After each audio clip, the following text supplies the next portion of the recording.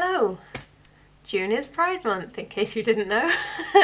And for Pride Month, as an LGBT person myself, I thought we could have my whole 2 videos for this month be completely and entirely based in how to write LGBT characters and why you should anyway. So today we're going to be talking about how to write an LGBT character without writing about an LGBT character. The oversimplified version of this is basically just to have LGBT characters in your narrative casually existing, you know, like we do in real life. And if you clicked on this video, you're probably looking for something a bit more detailed and a bit more nuanced than that. So here comes the detail and the nuance. Start with deciding what character traits you would like to give to your character, as you would do with any character. For me, this usually looks like sitting and fiddling with a pen until I can figure something out and then scribbling it down. But sometimes it's like putting a few characters in a situation and seeing how they react to each other, to the situation, and so on and so forth. A lot of the time when I'm developing characters, I already have a narrative in mind, so I can put them into appropriate narrative situations, even if those narrative situations don't necessarily make it to the final book, which has been a big thing with the second in the Guardian Cadet series. What's the Guardian Cadet series? It's my debut novel, Arlan Breaking the Curse, and all subsequent novels in this series, Guardians. If you want more information, all the links to find it and me all over the internet are listed in the description box below, along with my like and subscribe buttons if you already feel like sticking around. Also in the description box below will be all of the links to all of my other How to Write LGBT Characters and Why You Should Anyway videos, by which I mean the playlist link. It will be a playlist link. So the traits might include, oh by the way, while you're at it, there will also hopefully be a download or link to a Google Drive or something that will get you the list of character traits that I am just about to describe to you now. So your traits might include a character's race, culture, gender and pronouns, sexuality, favourite colour, favourite food, love language, flaw, desire, need, birthday and family status. Just, you know, a mix of casual things and serious plot things. If I were to case study Lior from Arlan Breaking the Curse, who is my mum's favourite character, coincidentally, I would have listed them as race is half goblin, half elf. It's not a spoiler, and it's pretty much the first thing you find out about Lior. Culture is goblin, but raised on Shima. Gender and pronouns. Gender is non-binary, pronouns are she, them and seer. Sexuality is aromantic, with an unexplored sexual orientation due to seer aromanticism and disinclination towards exploring anything like that. So possibly ace, but maybe just super aromantic and not interested in like developing a relationship enough with someone to explore that kind of potential desire. Favourite colour is red. Favourite food is a goblin stew, sort of like a cross between chili, curry and cassoulet, which does not come into the story until the second one, but I think I called it Bial, and if I didn't, I'll have to change that now. Love language is shared space, just hanging about with each other. Flaw is seer insecurity. Desire is maintenance, as in to keep everything the same as it was. And need is to shake things up and to be pushed past seer own fear. Seer birthday is in the summer, and seer family status is that she has a loving, overprotective mother, an unknown father, and 0 sibling. Now, here is the point at which some people will tell you to go forth and treat your character like any other, by which they mean like any straight and cis character you've created. And that's absolutely fine. If this was all you needed, great, go forth, make your characters. But if you're still confused or concerned or anything else, I do have more to say.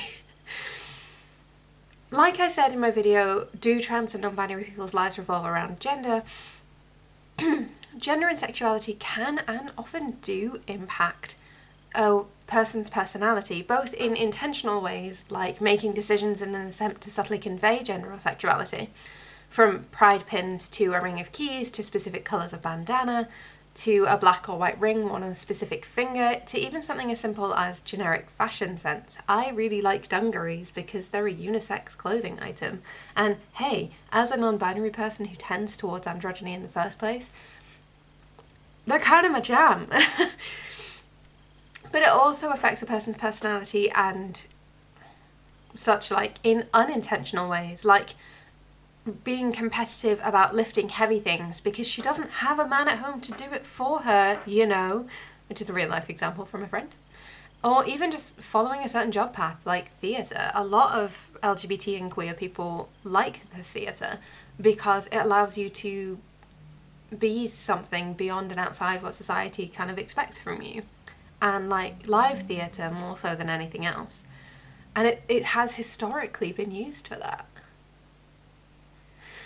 Beyond the initial gender and sexuality having an impact, there is also the potential impact for clapback and rejection. But I don't like to talk about writing queerphobia because I have to live with it in real life. So, it kind of sucks.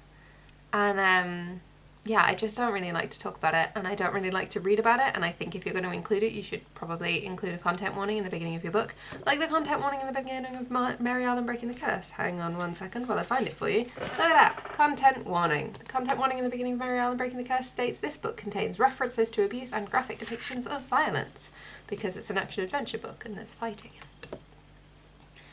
It's not a big deal, it's just letting people know in advance if they don't want to sign up for that, or even if they just don't want to deal with it right now. Anyway, if you're writing a world where queerphobia exists, your characters will have responded to that. For example, I have a friend in real life who I play D&D with who took almost 2 years of playing D&D and almost 6 years of friendship before he was willing to explore the idea of playing as a character, the character race of a fairy, because it was something that was thrown at him when he was younger as a slur. So yeah, that's all I have to say on that, other than that sucks, and I probably should have asked him before I shared this story, although there's no identifying factors, so it's probably fine. Because of the impact that gender and sexuality can have on a personality, it is important to keep it in mind without allowing it to turn your character into a cardboard cutout or a stereotype. So research the gender and sexuality of your characters. Some search terms could include how to write, insert gender or sexuality here, sexuality and gender stereotypes, what Hollywood gets wrong about sexuality and gender. I'm putting the square brackets on in my hands because my point is that you should be inserting the specific thing here. Don't like just research, what does Hollywood get wrong about gender and sexuality? Like, pick a specific label and work with that. So like if your character is attracted to multiple genders, pick to research either bisexuality or pansexuality. It doesn't really matter which. They are, for all intents and purposes, the same definition of identity. That it's just about personal preference whether you like it or not. And I have got a video about that as well, talking about like labels and what's the difference between bisexuality and pansexuality and so on and so forth. Try to find reputable sources, try to find first-hand accounts. I know that like when you say reputable sources, people always think you mean like official media outlets and things like that, but I will forewarn you that most media outlets have, or most English-speaking media outlets, because those are the only ones I really have access to, they are inherently and violently transphobic, so just be wary of that. It's not fun. It's not fun to be trans right now.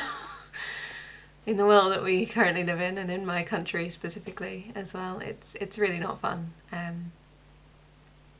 There's a lot of shit going on. I'm not going to talk about it because it's not what I want to talk about here. So if we were to use Leora as our case study again, from Mary Arlan Breaking the Curse, as we did just before, Leora is not the emotionless or friendless aromantic, which is the stereotype. Leora has so much love for everyone, especially Mary, the eponymous main character. Technically, Leora could fall into the indecisive non-binary trope, but personally, as a non-binary person, I have the scope to be able to do that, especially because I am very, very happy to be out, and I'm not saying that you have to be out to be able to use your own experiences and to be able to have the scope of someone who shares an identity with a character. I'm absolutely not saying that. I don't think anyone should have to be out. I'm just saying that in the world that we live in, it is easier to play with stereotypes if you are out. Sad face. Technically, Leora is the indecisive NB. But again, I just really like that trope because I'm an indecisive NB, and also because I don't think it's particularly overused, so I don't know if it is indecisive. I know that the indecisive bisexual is a trope that's way overused and is potentially worth avoiding. But anyway, beyond both of those factors, Lior is a student, a spell singer, and someone who has never lived away from home. C is sheltered and prone to jealousy.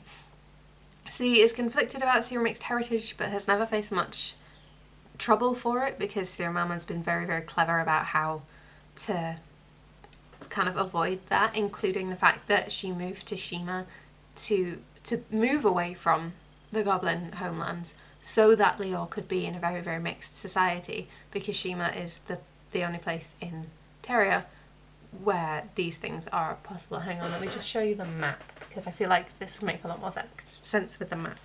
We have Cyan, which is the goblin homeland, the Goblin Peninsula, and Shima here. Shima is in the centre of the world, between the White Cliffs, which is the Dragonborn lands, the Artemia, which is the human lands, the Elven Isles, which are, shockingly enough, the Elven homeland, and Cyan and the Goblin Peninsula, which are the two goblin homelands. There was a split. It's a whole historical thing. It's not relevant right here, right now. But so Lior's mama moved to Shima specifically because she had a mixed child, which is a whole thing in and of itself. Moving on. Lior is a well-rounded character. C is a well-rounded character who happens to be aromantic and non-binary. And then your third step, I think it's number 3, the next step after this, because if you've got everything you need from this and you feel like you're safe to go forward, go forth, right, see what happens, ask beta readers. But if you want more advice, this is where you situate the character into the story. In Merry Arlan Breaking the Curse, Lior is a side character, Merry's best friend. The actual story is about Merry wanting to be a guardian and struggling because of her own gender, her secret heritage, and her penchant for questioning authority. It's a fantasy novel. Lior fits in very neatly as a friend, as a foil, as a parallel. Lior could very easily be read as the person Merry could have been in a different situation. And that's a huge part of why they're friends. Do some literary analysis. No. And I just think it's really cool. Situate the character in the story, put them in the place that they are intended to go, and work with what you've created. And then the fourth step is basically to check with people, preferably people who share the identity that your character has. There are people online all over the place who are happy and willing and eager even to help you make sure that your LGBT characters are accurate and not harmful in any way. Utilize those people. You're allowed. But hey, what about if you have an LGBT main character? Can you, as someone who doesn't share the identity of your character, or any LGBT identities, I mean, I don't share the identity of my main character, Merry, because she's a woman and I'm certainly not that. But if you're writing an LGBT character, can you have a main character even if you don't share their identity? Even if they're, like, how do you fit a main character in? It's pretty much the same. You make the character, you intentionally avoid the stereotypes, you situate them in the story that you wanted to tell. It's often better if it's not about being LGBT. So it's just a fantasy story, a sci-fi story, a contemporary romance that happens to feature an LGBTQ plus main character. I could have used Merry in my example because Merry is bi. It's a bi for bi romance. But the thing is, Merry's bisexuality isn't particularly relevant to the plot, so it doesn't show its face very much. She has, I think, one offhand comment that could very easily be read as a lot of other things than, wow, that's an attractive lady. Like, could be read as a whole host of other things. There is also a brief moment where Merry talks about how she is not dating Lior because Lior is aromantic and isn't interested in that kind of thing, even if either of them had ever thought of it. which is basically that thing of like, I mean, Leora's attractive, sure, but C doesn't want to date, so I didn't think of it. Like, I know C doesn't want to date, so I've never let myself think of Leora as an attractive person. But the main love interest is a man, so people think it's straight because, well, I've got a whole video about how it's not picking a side, it's picking a person, but you can watch that if you like. Mary's love interest is also bi, in case anybody's wondering, and he actually comes out on the page, so getting pretty tired of people being like, these are straight people. No, there's one straight character, and he is also outed as straight in the narrative. That's the only straight character there is. Everybody else is bi, or gay, or aromantic. It's fine, I'm fine. Anyway, I hope you have a really great Pride Month. I should have another video in 2 weeks' time for, like, as in the week after next, for you on how to write LGBT characters and why you should anyway. But if you need something to tide you over, you can watch the rest of the playlist that I have been building for the last 4 years? 4? Is it 4 years? Have I been doing this for 4 years? Possible.